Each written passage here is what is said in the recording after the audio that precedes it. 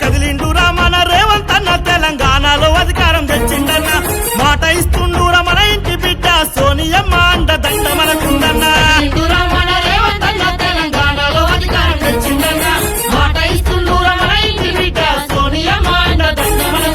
నాయకుల ధరమేసినాడు దొరల పాలన పొందబెట్టిండు కంచెల్ని తొలగించినాడు ప్రజా దర్బారు పెట్టి పాలన అందిస్తుండు